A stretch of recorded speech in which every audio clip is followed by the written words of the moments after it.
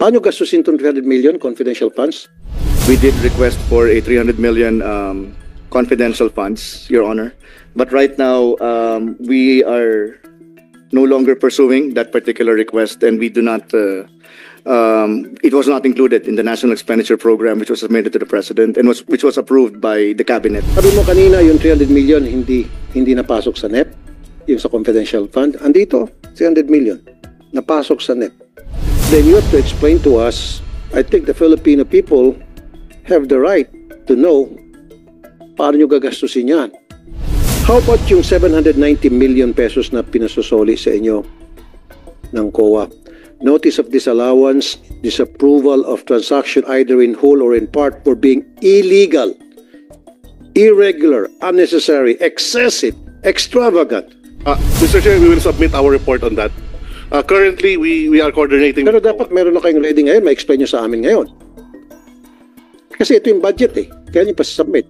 Mabagal kayo eh. Ano ko nga sa inyo, integrity ng PCS o Lotto, umabot kayo 1 taon eh, para lamang pang ilang linggo lang yung inassess nyo. Inabot kayo 1 taon bago bumalik sa akin. So this one, we need it now. So what, pwede paki-explain, sir? Mr. Chair, that notice disallowance pertains to previous administrations. Ito nga po yung problema at siniling nyo na isoli ang 792. From previous administration po ito. So ano pong guarantee na may susoli pa po itong 792 million? My question is, kailan po in finality na lalabas po kayo ng result na talagang yes, kailangan isoli ang 792, yes, may nagkasala rito, yes, si ganito ang kagagawa niyan, si ganon, si ganito, si Poncio Pilato, si Maria, si Jose. Kailan po namin malaman yan para masampahan po ng kaso? Ang dapat sampahan ng kaso kasi napakalaking pera po ito, 500 million, more than 500 million pesos. You are right po, Your Honor. Now, you're proposing an amount of 300 million for your confidential expenses lodged under DICT's Office of the Secretary. May mga programa ho ba kayo para paano gastusin itong 300 million? For 2025, you're proposing an amount of 300 million para sa confidential expenses. Paano gastusin itong 300 million confidential funds na may bibigay sa inyo? Wala pa sana, pero pinopropose nyo, di po ba? Kaya nga, nagpo-propose kayo ng ganitong amount, so hindi nga pumasok, pero bakit ko kayo nag-propose ng ganito? Para saan sana ito? Saan nyo sana gagamitin itong 300 million? Ano sana mga programa meron kayong nakalaan para gastusin itong confidential fund sana kung sakali man ay natuloy? Kasi hindi lang kayo basta-basta hingi ng ganitong kalaking amount kung wala kayong programa katapat o kaakibat, tama? Thank you, Mr. Chair, if I may. Thank you for that question. First, we would like to reiterate that we understand that in the initial discussions of the budget, we did request for a 300 million confidential funds, Your Honor. But right now, we are no longer pursuing that particular request, and we do not. It was not included in the National Expenditure Program, which was submitted to the President and which was approved by the Cabinet. That said, Your Honor, I will be more than happy to discuss the details of that in an executive session. Basically, as a general, in general terms, the DICT also has series of information gathering activities, which leads to information, for example, of arrests of certain hackers, and certain information which will tell us proactively if a particular government agency or a critical information infrastructure has been breached. Sabi mo kanina, yung 300 million hindi napasok sa NEP, yung sa confidential fund. Andito, 300 million napasok sa NEP. Andito. Tama ba? Budget po ng DICT Office of the Secretary. Budget of the DICT Office of the Secretary. Andito. Pakita mo nga sa kanila. So, kung meron kayong ganun 300 million at yan ay pumasok sa NEP, then you have to explain to us, I think the Filipino people have the right to know paano nyo gagastusin yan.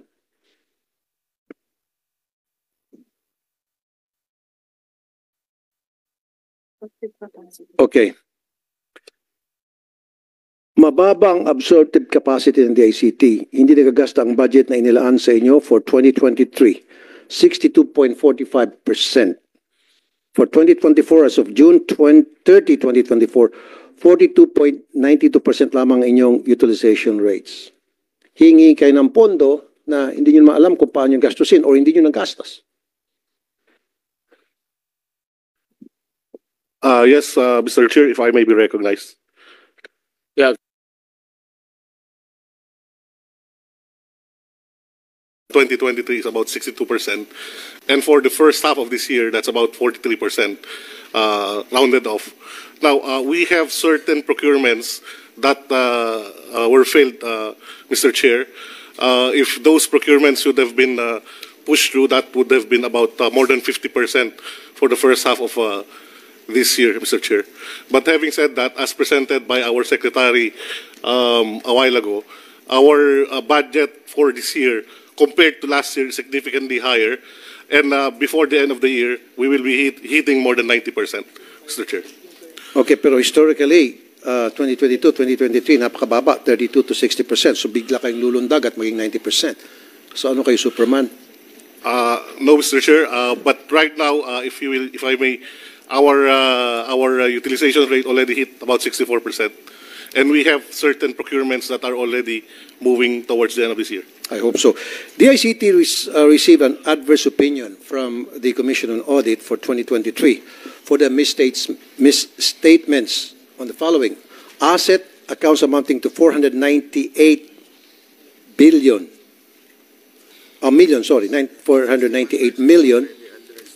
and then liabilities amounting to 86 million, and then net assets, equity accounts amounting to 585 million,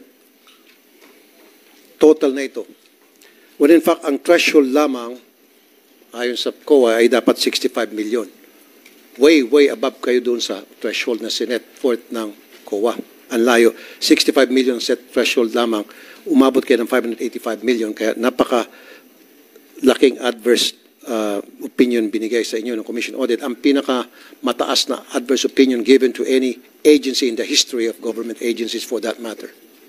Alam niyo po yun? If I may be recognized.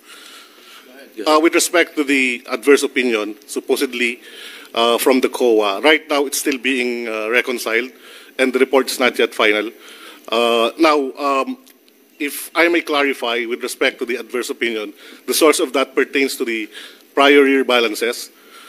In fact, for the past 2 years that for the current administration, we don't have any notice of disallowances. And what is also contributory to that, Mr. Chair, is the fact that the beginning balances stems from the different organizations which led to the establishment of the ICT. In fact, there were about 6 offices of the government, and some of the balances were transferred from this previous departments. And in addition to that, Mr. Chair, what also led to that is the fact that there were a lot of changes in the administration with respect to the ICT during the past administration.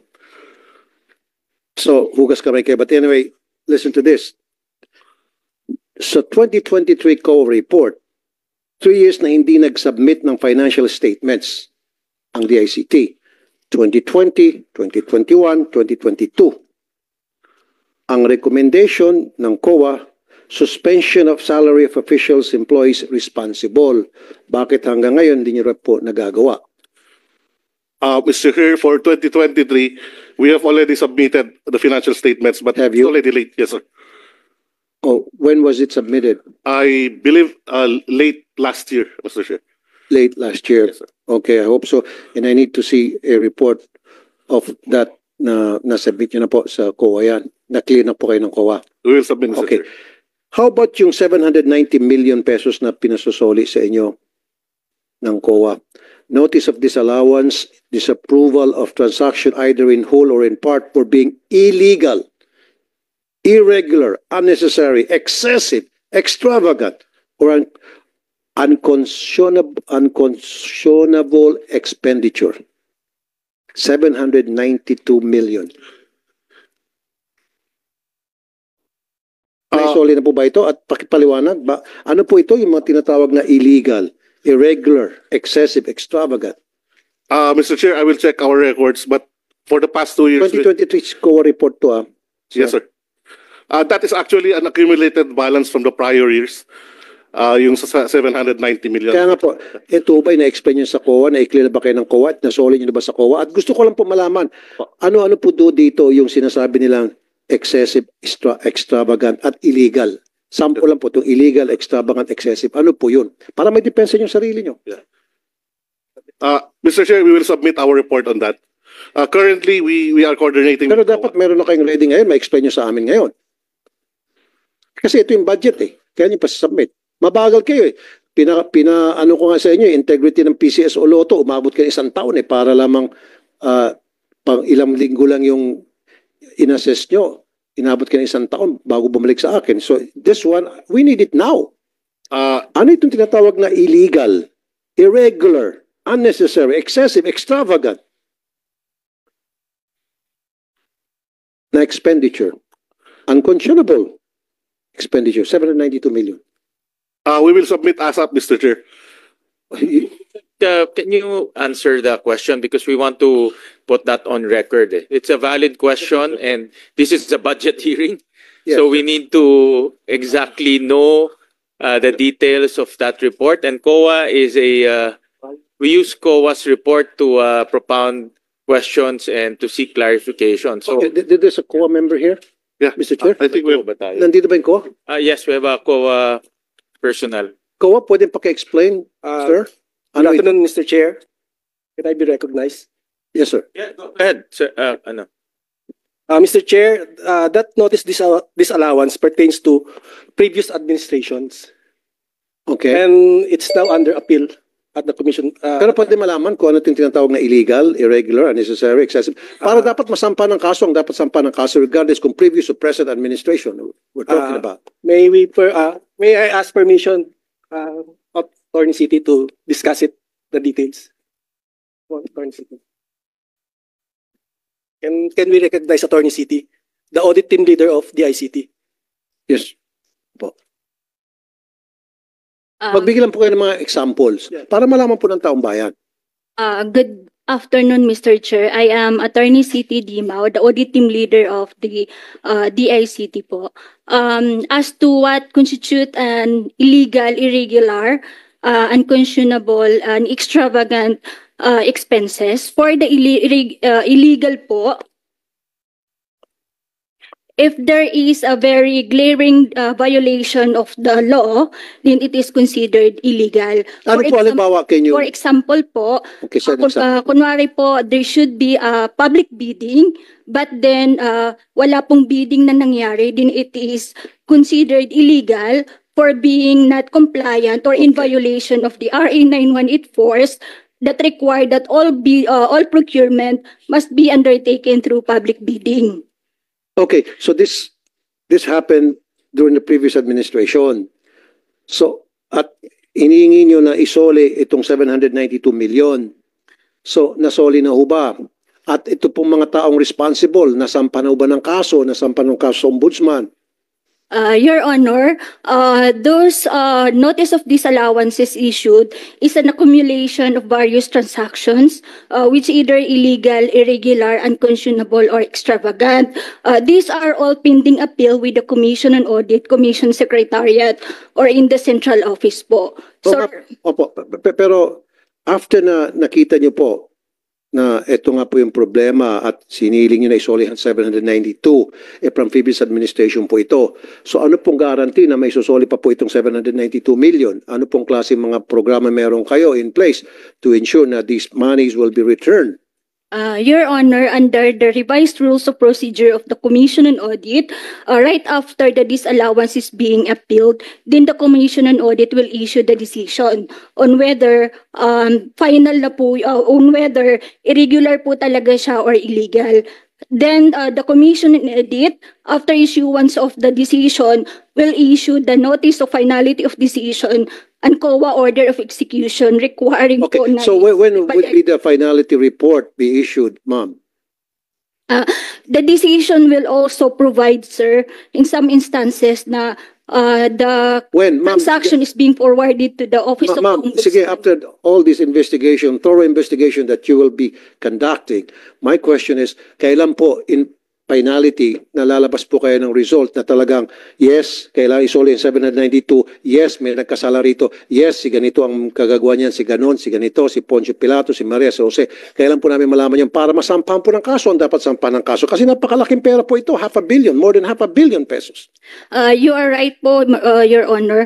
Ang requirement mo under the revised rules of procedure natin sa COA is the cashier or the accountant and the head of the agency will file under PD 1445 will file a civil litigation or a civil case against the person liable to return the money. At the same time po, the COA in its decision will forward the decision to the Office of the Ombudsman if there is a Okay, they criminal filed an liability. appeal, ma'am, right? Nag-appeal po yun? Yes po. And then, from the time that you received their appeal, ilang araw, linggo o buwan ang bibilangin hanggang sa kayo po'y makapaglabas ng inyong pong final decision? The Commission Secretariat has the discretion po. So, pwedeng sabihin 6 years, 10 years, 50 years? No sir, may period po. Kaya nga, ilan nga po, gaano kahaba yung period na yun are we talking about? Dapat meron kayo nakaset na date o timeline o timetable. Hindi yes pwedeng discretion lang ng isang tao. Paano kung isang tao inakurap? Nabayaran, nasuhulan, pwede niya patulugin lang yung kaso hanggang sa forever. Your Hanggang Honor, po. Well, Your Honor po, meron pong period within which the COA will issue Well, then the dapat, audit can you tell decision. us how the period? Gaano katagal? But the period po when to file the civil case against the person liable, yun po yung parang... Yun nga, ma'am, dapat sabihin niyo po sa amin yung period from the time na nag-file sila ng appeal up to the time na you can come up with your decision after a thorough investigation, etc., etc.